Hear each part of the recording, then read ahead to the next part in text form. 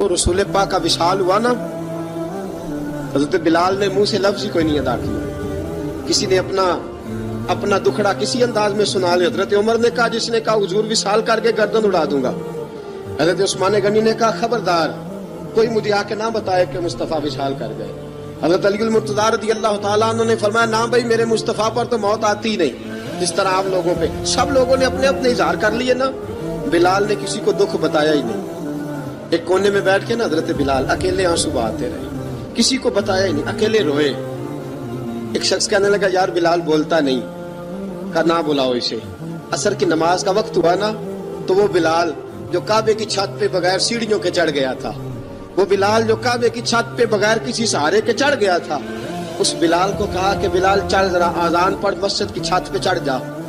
حضرت بلال کئی بار چڑھے اور کئی بار گرے، کئی بار چڑھے اور کئی بار گرے.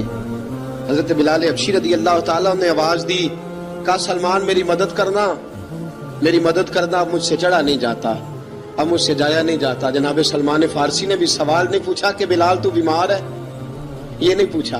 حضرت بلال کو 2-4 صحابہ نے اٹھایا، چھت پہ پہنچایا. بلال نے اذان شروع کی.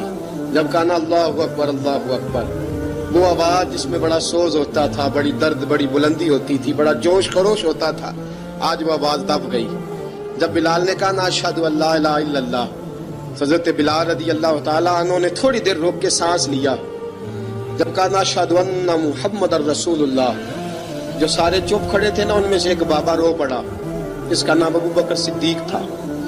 جب حضرت ابو بکر صدیق کی آنکھ میں آنسو آیا تو حضرت بلال چھت کے اوپر زمین پہ گرے، زمین پہ گرے اور کہا ابو بکر یہ ڈیوٹی کسی اور کی لگا دے، یہ ڈیوٹی کسی اور کی لگا دے، اب میری روح اجازت نہیں دیتی، مصطفیٰ کریم کے بعد مجھ سے اذان نہیں پڑھی جائے گی.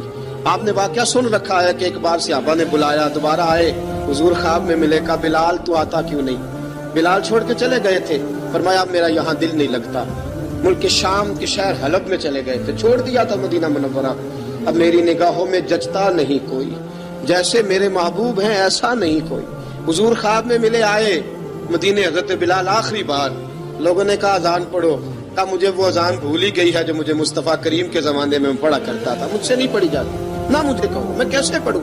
امام حسن اور حسین نے آ کے دامن تھاما نا تو کہا بیٹا میں تمہاری نانی کا بھی نوکر رہا ہوں، میں تمہاری ماں کی چکی بھی پیستا رہا ہوں، مجھ سے کوئی فرمائش نہ کر ڈالنا، میں نے نوکری کی ہے اور مجھے اگر اللہ نے توفیق دی تو میں تمہارے بچوں کے پیر بھی دھویا کروں گا. لیکن امام حسن رضی اللہ تعالیٰ عنہ نے فرمایا بلال ایک بار تو اذان سنانی پڑے گی. سنائی بلال نے اذان.